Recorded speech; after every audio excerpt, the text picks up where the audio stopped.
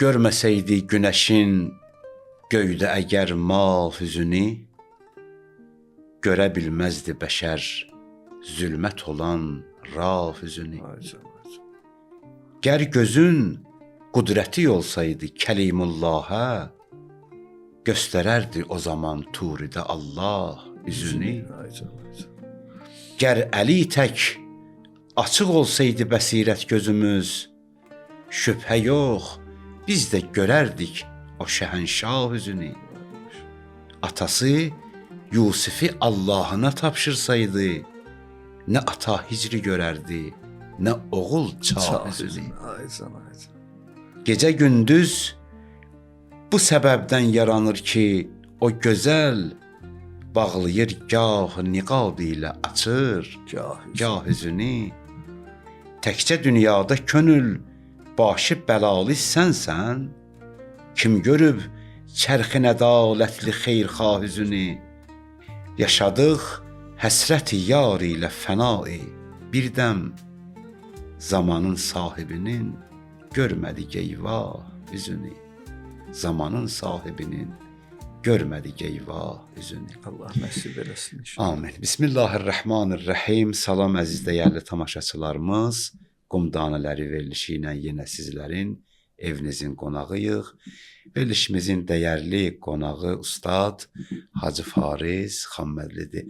Hacı, bir daha xoş gördük sizi. Çox sağ olun. Mən də salam Allah deyirəm ibadət sizə. itaətlərinizi qəbul eləsin Amin inşallah. Salamlayıram sizi, Aleyküm Simamızda salam. bütün izləyicilərimizi inşallah. Acı təşəkkür edirəm sizə Var o olun. gözəl şeirə, gözəl qəzələ görə. Allah sizi qorusun, Allah sizi xalqa çox görməsin inşallah. Bir diqqətimi çəkən məsələ var və bəzi dostlardan da yazıblar. Onu verilişə başlamamışdan qabaq ilk olaraq onu ərz eləmək istəyirəm sizin xidmətinizə. Buyurun. Siz başlayanda Bismillahla başlayırsınız. Bir neçə nəfər mənə yazıb ki, o Bismillah hacfən o qədər təsirli deyir. Bizə çox xoş gəlir. Mən də istəyərəm o barədə bir neçə söz, əgər icazə verirsiniz deyim, sonra Buyurun, suala Hacı. keçər Ya Allah, yollarınızdan. bismillah. Ümumiyyətlə Allah təbarək və təala bütün səmavi kitabları Bismillahla başlayıb. Yəni bizim mötəbər hədislərdə keçir ki, Allah təbarək və təala nazil etdiyi bütün kitabları Bismillahla başlayıb və Qurani-Kərimin də bütün surələri Bismillahla başlayır. 114 dənə Quranda surə var. 114 dəfə də Bismillah keçir. Amma 113 dənəsində Bismillah surənin əvvəlidir. Birində isə Tövbə Nəml surəsindən surəsi. başqa. Tövbə surəsində Bismillah yoxdur, amma Nəml surəsinin ortasında Bismillah keçir. Deyirlər ki, o da oradan əvəz olunur. Yəni fərq orada özünü göstərir. Demək Qurani-Kərimin bütün surələri Bismillahla başlayır. Bismillah barəsində bizdə xüsusi hədislər var. Quran məntiqində və hədislərin məntiqində insan əgər istəyirsə bir əməl yaxud gördüyü bir iş, hətta ticari bir iş, müvəffəqiyyət qazanmaq istəyirsə, onu Bismillahla başlamağı önəmli şərtlərdən biridir. Və hətta deyilir, ibadətdə ki, Bismillahla başlamasın, əgər Bismillahla başlamasın, şeytanı həmən ibadət və şərik eləyirsən. Ona görə bizə vurğulanır ki, bütün gördüyümüz işlərdə Bismillahla başlayın. Hədislərdə keçir ki, Bismillahsız iş və Bismillahsız əməl əbtərdir. Natamamdır. Əbtərdir ümumiyyətlə. Əbtər sonsuz deməkdir. Məsələn, bir nəfərin övladı olmursa, Allah bütün övladı olmayanlara övlad versin. Övladı olmayanda ərəblər ona əbtər deyirlər. Yəni, bunun nəsli davam eləmir bu mənadadır. Deyir, əməl davam etməyəcək, natamam qalacaq, yarımçıq qalacaq, əgər o Bismillahla başlamayıbsa. Mütləq surətdə, istəyir ibadətdə olsun, istəyir ticarətdə olsun, bütün sahələrdə. Və buyurur ki, məsələn, hətta belə bir məsələ var, bəzən biz bir yerdə qonaq oluruq. Çox gözəl hədisdir, belə bir hədisdə keçir. Biz qonaq oluruq bir yerdə, biz bilirik zaten adam yaxşı adamdır, onun yeməyi də halal olar. Biz burada xüsusi birinci verilişdə halal qida haqqında danışmışıq, xüsusilə Ramazan ayında. Halal qidanın iftar dönəmində çoxluq təsirləri var. İndi biz bir yerə qonaq getmişik, adamın mübarək adam kimi tanıyırıq, yaxşı adam kimi tanıyırıq. Amma olur da bəlkə adamın malı qarışıq malı imiş. Biraz halallığında şübhə var imiş, misal şübhəli mal imiş. Biz bilmirik, biz onu halal mal kimi bilirik. İndi biz onu yesək, o bizə təsir eləyəcəkmi? Biz bilmədiyimizə görə təklif gətirmir bizə. Amma ola bilər bizə mənəvi cəhətdən təsir eləsin. Vəziyyətə təsir qoyan. Bəli, deyirlər əsər vəzisi olsun da, əsər vəzisi ola bilər. Biz indi orada nə edərik? Deyirlər, biz Bismillah deyəndə o şübhənin təsirini Allah aradan aparır. O ki, biz yeməyə Bismillahla başlayırıq. onun təsirini aradan apara bilirik. Biləndə deyil, ehtimal verəndə deyil, tam bilməyəndə. Biz zaten bildiyimiz şübhəli yeməyi yeməməliyik. Ehtimal da versə yeməməliyik. Amma bir yerdə ki biz getmişik, bilmirik. Ehtimal da vermirik. Amma adamın yeməyində şübhə var, problem ola bilər olsun. Bizə bir təklif yoxdur. Amma təsir vəzisi ola bilər. Niyə? Daha da biz dəqiq araşdırmalıyıq. Halal, haram məsələsi çox önəmli məsələdir. Təsir vəzini açıqlayardınız. Təsir vəzi budur ki, məsələn, belə bir misal çəkəcəm. Təsəvvür edin, biz uşaq gəlir, bir yerdə bir saman tayası var. Uşaq bilmir, kibriti çəkir, atır ora. O yanır. Biz gələk deyək ki, bu uşaq bilmirdi, taya sən yanma. O deyir, mən nə edeyim, uşaq bilir, bilmir. Kibrit çəkilib atılıbsa bu yanacaq. Burada bütün hər nə hazırdır, illət tammədir, tam səbəb buradadır, nəticə göstərilməlidir. Əsər vəzi odur ki, bizim bilib bilməməyimiz ona bir təsir eləmir. Zaten o bizim ruhumuzda öz təsirini buraxır, öz izin buraxır. O iz qalacaq orada. O izi aradan aparmaq üçün gərək araşdırma eləyək, şübhəli olan yerlərə getməyək. Məsələn, su zənn eləyib şərab içmək kimi də. Məsələn, eyni ilə bilmirdim. Məsələn, elə bildim suda təsirini buraxacaqlar. Bu tərəfdən var, məsələn, hörmətsizlik eləyib adam fikirləşir ki, bu şərabdır, mən bunu içəcəm. Götürür, çəkir başına, sən demə su imiş. Onun heç bir təsir vəzisi yoxdur, amma təklifdə günahı var. Adam günah elədi, pərdəni yırtdı və ona günah yazıldı. Niyə? Çünki o Allahın pərdəsini yırtmaq üçün. Əks tərəfində siz deyən misaldır. Adam su zənn eləyirdi, amma şərab içdi. Sən demə şərab günahı yoxdur, amma məst olmağı Allah onun üzərindən götürə bilməz. Mən bilmirdim, uşağam, mən bilmirdim. Bilmədim o kibriti onu yandırar. Bilmirdim. Sənin bilməməyin dəlalət eləməz o iş baş verməsin. O iş baş verəcək. O təsirini buraxacaq bu aləmə. Demək, əsər vəzi də bizim bilməyimiz rol oynamır. İndi bəs biz bu əsər vəzini necə aradan apara bilərik? Bir hədisdə keçir ki, Bismillah deyəndə adam, Bismillah deyəndə Allah lütf edir ki, onun təsiri sənə buraxılmasın. O iş sənə buraxılmasın. Bismillah bu qədər önəmlidir. Ümumiyyətlə, Əli ibn Əbi Talib əleyhissalamdan keçir ki, bütün hamısı, məsələn, Qur'an-ı Kərim cəmlənib Fatihə surəsində. O Fatihə surəsi cəmlənib Bismillah sözündə, Bismillahirrahmanirrahimdə Bismillah cəmlənib bada, ba cəmlənib nöqtədə deyir və o nöqtə mənəm, Əli ibn Əbi Talib əleyhissalam buyurur. Yəni bütün Qur'an mənəm də, natiq Qur'an mənəm, Qur'an hamısı məndə cəm olur. Və bu Bismillah sözündə ilk dəfə Bismillah sözünü tərcümə edən adam Səlman Farsi olub. Yəni bunu ərəb dilindən şad olsun. Amin inşallah. O ərəb dilindən fars dilinə tərcümə edib o zaman. Niyə? Ətrafda falan farslara ki, İranlılara, falanlara ki, istəyirmiş başa salsın, bizdə belə bir söz var. Onu başa salmaq istəyəndə belə tərcümə edib ki, bağışlayan Allahın adı ilə. İndi ondan sonra zaman-zaman Bismillah sözü mehriban və bağışlayan Allahın adı ilə tərcümə olunur. Bu sözlər səthi tərcümələrdir. Təbiidir ki, biz Allaha Rəhman və Rəhim sifətini insanlarda olan kimi tərcümə edib, Allah mehribandır. Mehribançılıq ehtiyacdan doğur. Allah ehtiyaclı deyil, möhtac deyil. Biz sadəcə onu başa düşülmək üçün elə tərcümə edirik. Ona görə görürsən, böyük alimlər ona böyük təfsirlər verirlər. Allahın bağışlanmağı, Allah mehribandır. Mehriban olanda insan ondan nə baş verir, hansı nəticələr baş verir? Biz onu düşünüb Allaha mehribanlığı nisbət veririk. Yoxsa Allahda mehribanlıq onun zatında nisbət vermək olmaz. Yəni bu sözlər bizdə işlənilən məna Allahda işlənilmir. Buna diqqət olunmalıdır. Bəli. Sadəcə biz insanları başa salmaq üçün o sözü elə tərcümə edirik.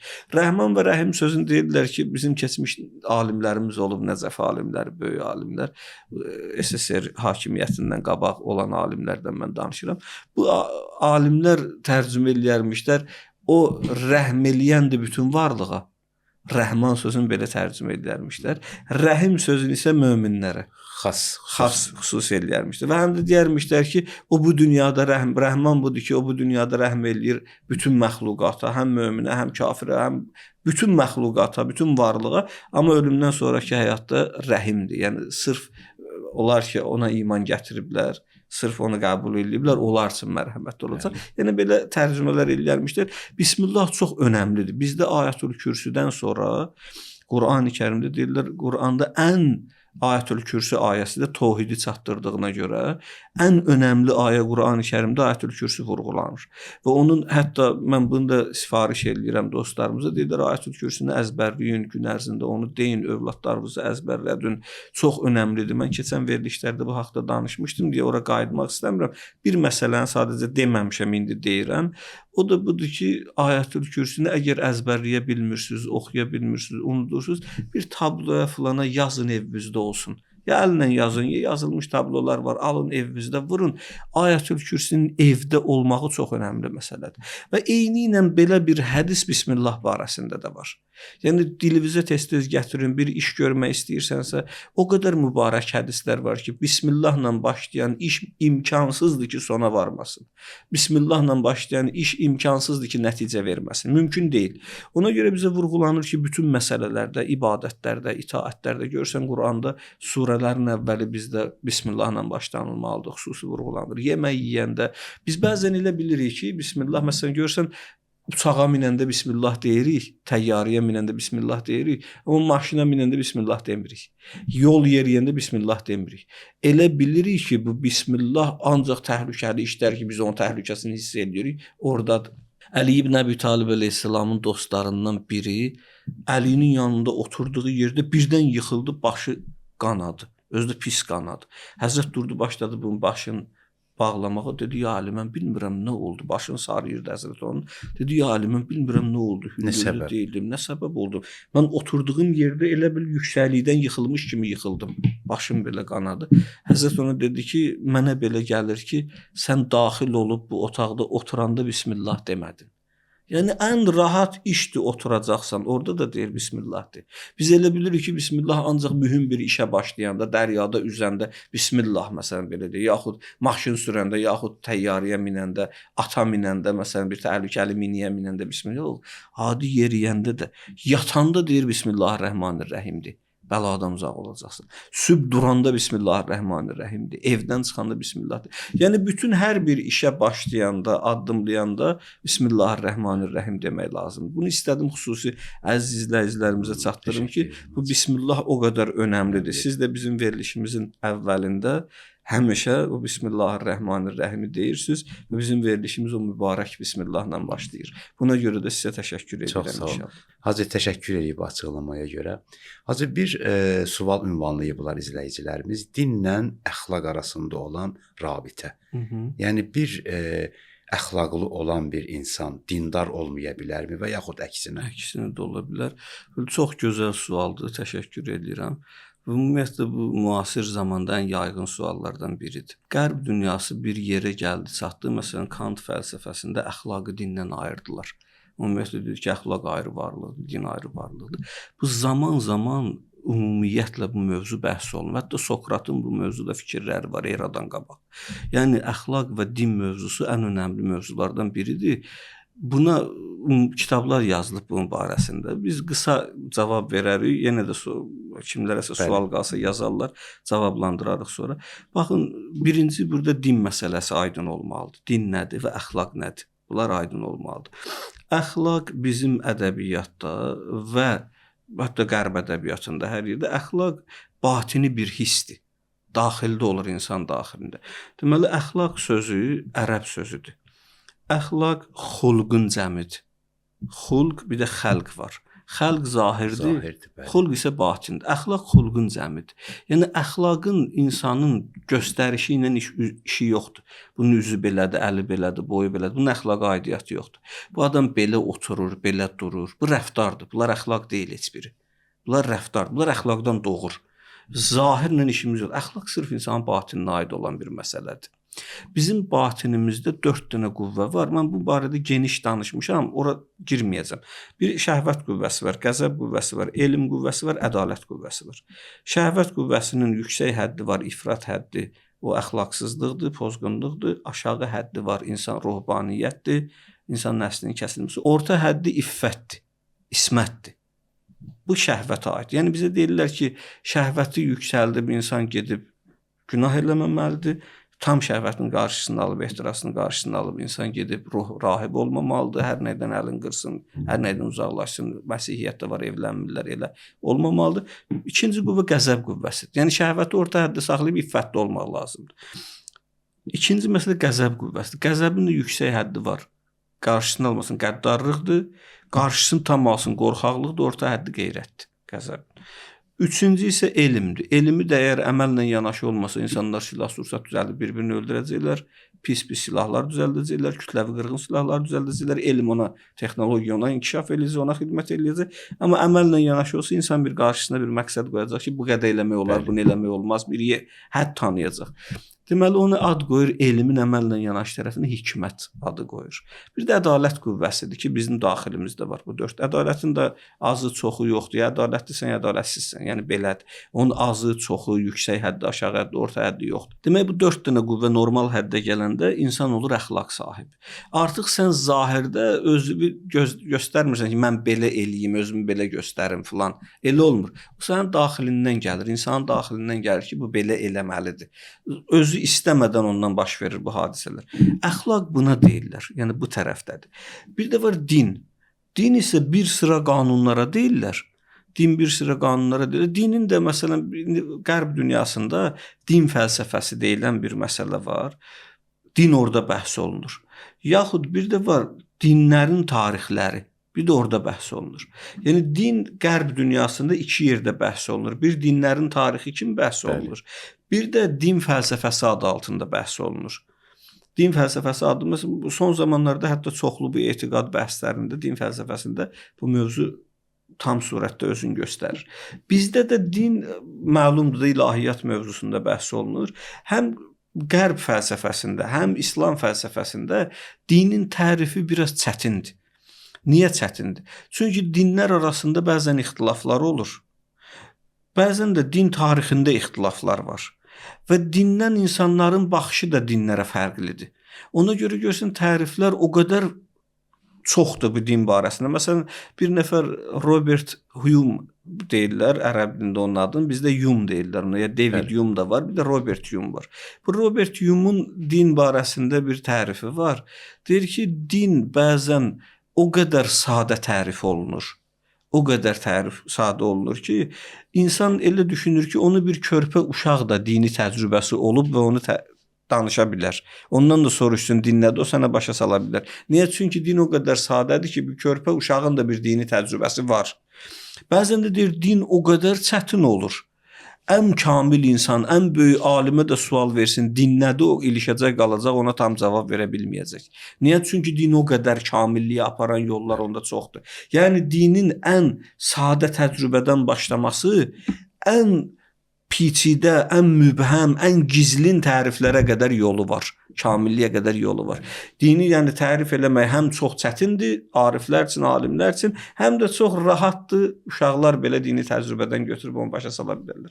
İndi bütün bunları deməklə məqsədim budur ki, din lüğət elmində, lüğəvi baxımdan mükafat və cəza anlamındadır. Bəs dinin ümumi tərifi nədir? Dinin termin olaraq tərifi nədir? Dinin tərifində deyilir ki, din bir sıra qanunlara deyilir ki, o qanunlara əməl eləmək insanın gələcək axirətdə və indiki həyatdakı xoşbəxtliyin təmin eləyir. Yəni bu İslam fəlsəfəsində, İslam irfanında və İslam mənbələrində dinin tərifi hamısını yığsın bir yerə belə olacaq. Ən məşhur. Yəni bütün tərifləri bir yerə yığsın, sonda bir dənə belə tərif ortaya qoymaq olar ki, din bir sıra qanunlara deyilir ki, o qanunlara əməl eləmək insanın dünya və axirət xoşbəxtliyini təmin edir. Bu bizim İslam dünyasıdır. Qərb dünyasında deyirlər din bir sıra atifi, hissi, məhəbbət qanunlarından ibarətdir ki, fərdi və ictimai məhəbbət və atifi qanunlar. Onlara əməl eləməklə kainatın nəhayət hədəfi var. Qayi hədəfi var, son hədəfi var. O son hədəfə çatdırır bizi, onlar əməl eləmək. Görürsən, burada da bir yaxınlıq var. O sözlə bu sözdə də bir yaxınlıq var. Onların tərifi, bizim tərifdə yaxınlıq var. Bəzən görürsən, din tarixlərin açıqlayıblar, dinin tarixini araşdıran alimlər götürüblər orada deyirlər ki, məsələn, bu dinin tarixində bu hadisələri çıxarsaq, bu dinin tarixindəki bu hadisələri çıxarsaq, bunların tərifi eyni olacaq. Görürsən, yaxınlaşma eləyir. Demək, indi bu mövzu ortaya çıxır. Biz dinin də nə olduğunu bildik, əxlaqın da nə olduğunu bildik. Bu mövzu ortaya çıxır. Dinlə əxlaqın arasındakı rabitə nədir? Qərb dünyasında bu humanizm deyilən bir şey var. Bu humanizm ki, bizdə də deyirlər. Yəni, hər nə insandan başlayır. Humanizmlə dini uyğunlaşdıra bilmirdilər bəzi fəlsəfəçilər. Ona görə götürdülər, əxlaqı dindən ayırdılar. Ümumiyyətlə, bugün də belədir. İnsanın əməllərinə, insanın istəklərinə, meyillərinə azadlıq vermək istəyirlər. Hələ hər nə insan üçün də filandır. Din biraz məhdudiyyətlər yaradar filan edirlər. Bu humanizmə çox üstünlük verdiyinə görə dedilər, məcburuq əxlaqı dindən ayıraq. Din ayrı olsun, əxlaq ayrı olsun. Amma əslində bunlar bir-birindən ayrıla bilməzdir. Əxlaqı formalaşdıran dini qanunlardır. Allah insanı xəlq eləyib, insanı Allah yaradıb. Allah insanın necə yarandığını və nə üçün yarandığını hamısından gözəl bilir. Dini qanunları da Allah göndərib. Əxlaq insan batininə aid olan elmdir. Dini qanunlar da ya insanın batinindən qaynaqlanır, biz keçən verilişdə bu barədə danışmışdıq, fitrət məsələsi, vicdan məsələsi, ya da bu qıraqdan gəlir bizə göstərilir ki, bu qıraqdan gələnlə bu daxildə olan heç biri-biri ilə fərqli deyil. Məsələn, İbn Sina deyir ki, ağılla vəhy heç vaxtı bir-biri ilə ziddiyyət təşkil edə bilməzlər. Ağılla vəhy ziddiyyət təşkil edə bilməzlər. Ağıl nə deyəcəksə, vəhy də onu deməyə gəlib. Ağılla vəhy bir-birini dəstəkləyirlər. Sadəcə bəzi yerlərdə ağılın ağlı çatmır danışmağa, orada vəhy meydana girir. Ağılın məhdud olduğu yerlər var, vəhy məhdud olduğu yerləri ortaya qoymaq üçündür. Yoxsa vəhy ağıldan başqa bir şey gətirmir. Bəs bəzən niyə vəhyin gətirdiyini biz qəbul edə bilmirik, qavraya bilmirik, başa düşə bilmirik? Cavab verir İbn Sina, deyir, çünki bizim ağlımız mühitin təsirinə düşüb. Biz bir mühitdə yaşamışıq. Yaşadığımız mühit bəzi qanunlar bizi üçün çıxardıb ortaya. Biz elə bilirik ağıl deyir bunu. Əslində onun ağılla əlaqəsi yoxdur. O mühit o qanunları bizə öyrədib. Onun ağılı kökü yoxdur. Sən əqli səlim, sağlam ağıl, mühitdən təcrid olunmuş ağıl, heç nəyin təsirinə düşməmiş bir dənə ağıl götür. O ağıl nə qanun qoyacaqsa ortaya, həmən qanunu vəhiydə sənə öyrədəcək. Bunlar eynidir bir-biri ilə. Demək, bizim üçün əxlaq məsələsi, yəni bir nəfər adam ola bilərmi əxlaqlı olsun, amma dindar olmasın? Baxın, bu dindar olmamaq anlamı, indi bu söz düz başa düşülsün. Bu belə başa düşülməsin. Biz deyirik ki, dindar olmayan adamlar, əstəğfirullah, əzəbillah, əxlaqsızdırlar. Bu çox yanlış sözdür. Belə söz yoxdur. Biz dindarlığı da zahirən gəlib özünü göstərməkdə bilmirik. Bu dindarlıq da batini etiqadatdan qaynaqlanır. Batini etiqaddan qaynaqlanır. Daxili etiqaddan qaynaqlanır. Daxildə biz dindarlığı düzəldirik, islah edirik. Deyir ki, belə bir söz var da, deyir, zahirin düz olsa da Əliyağa vahidə nisbət verilir. Şəhərin əyridir minarə kimi. Daxilin əyridir minarə kimi. Yəni, nə olsun sənin zahirin düz görsən, amma daxilin əyridir dolama yollarındadır. Deməli, daxil düzəlməlidir, zahir daxilə tabidir. Əz-zəvahiru tədullu ələl-bəvatin. Zahirdə görünənlər, aşkarda görünənlər batinə dəlalət edir, gizlində olanlara dəlalət edir. Deməli, bizə lazımdır ki, biz zahirimizi düzəltmək üçün birinci batinimizi düzəldək. Batin islah olandan sonra zahirə öz təsirini buraxacaq. Demək, bu sualı biz ortaya qoyuruqsa, insan ola bilərmi əxlaqlı olsun, amma dindar olmasın? Mən deyirəm, o insan ki, əxlaqlıdır, o dindardır da. Ola bilər, o zaten Allah ondan belə qəbul edir. O Sədidə keçirir bir yerdə, deyir, Musa Allahla danışmağa gedir Dəla Nəbiyyə və aleyhissalam. Gördü bir dənə çoban oturub Allaha deyir ki, ilahi gəl, sən üçün belə qoyun pendiri hazırlayacam, qoyun qatığından, çarıqlarını qoyun yunundan tikəcəm, belə eləyəcəm filan, gəl. Deyir, Musa işitdi bunu, deyir, sən nə danışırsan, bunlar şirkdir, belə demə, bu narahat oldu. Narahat oldu, dedi ki, yox, sən mənə kafir deyirsən, müşrik deyirsən, Musaya dedi. Musa getdi münacat eləməyə, bu da başladı ağlamağa, ahuzar eləməyə, nalə eləməyə. Sonra deyir, vəhy aməd, suyi Musa əz xuda, bəndə ima razima kərdiyic, o da vəhy gəldi, deyir, Allah tərəfindən Musaya, sən bizim bəndəmizi bizdən ayırdın, tu bəray vəslikərdən amədi, ney bəray vəslikərdən amədi. Sən gəlmirsən, insanları bizə birləşdirəsən, bizdən ayırmağa gəlməmsən. Ma berun ra nəngərim o qalra, ma derun ra bengərim o halra. Biz insanların zahiri danışığını yox, onların halına baxmaq üçün Allahıq. halına baxırıq deyə Allahıq. Yoxsa insanların danışığını ətrafda hər kəs görürdü. Biz onların batinindən xəbərdarıq. Mən deyirəm bir adam ki, əxlaq sahibidir, əxlaq sahibindən söz gedir. Rəftar sahibindən yox, münasibət sahibindən yox. Dünən dedim Mövlana deyir, biri getmişdi, oturmuşdu orada, şahın yanındaydı, yemək yemişdi. Namaz da qılmışdı, gəldi və dedi acımdan ölürüm. Oğlu dedi, axı sən şahın qonağı idin, yemək vermədisə, dedi, yemək verdi. Sadəcə ona özümü yaxşı göstərmək üçün, bu əxlaq deyil, Bəli, rəftar. Ona özümü yaxşı göstərmək üçün yeməyi az yedim. Oğlu da dedi, namazı da çox qıldın, deyir, namazı uzatdım. Deyir, onda yeməyi qəza edirsənsə, namazı da qəza. Yəni hacı mümkündür rəftarı yaxşı olanın batini yaxşı olmasın. Olmasın. Yəni zahirən insan özünü yaxşı göstərə bilər. Amma mümkün deyil ki, əxlaqlı olasan, zahirdə o əxlaqın bəd olsun, pis olsun. Pis olsun, göstərməsin. Burada incə məsələ nədir Hacı Fənay? Yəni əxlaq rəftara aid deyil. Rəftar əxlaqdan doğur, düzdür. Amma bəzən biz özümüzü güclə yaxşı göstərməyə çalışırıq. Bu demək deyil biz əxlaq sahibiyik. Yəni ola bilər bir nəfər özünü yaxşı göstərməyə çalışan adam olsun, amma dindar olmasın. Onda bizə kimsə göstərər ki, filan kəs özünü yaxşı aparır, amma dindar deyil. Bəs siz deyir düz olmaz. Yaxşı aparmaqdan söz getmir. Əxlaq sahibi olmaqdan söz gedir. Bəli. Əxlaq sahibi olmaq budur ki, onun batinindən qaynaqlanır. Yəni bu gün bir nəfər heç kimə zülm eləmir.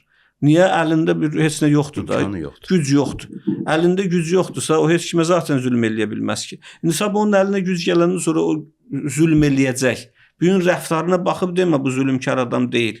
Ona sabah 10 dənə idarə, bir dənə idarənin müdiri ver, onun 10 dənə işçisi olsun. Başlayacaq işçini incitməyə. Bu gün əlində incitməyə şans yoxdur deyə onu eləmir. O incitmirsə biz ona deyə bilmərik bir əxlaq sahibidir.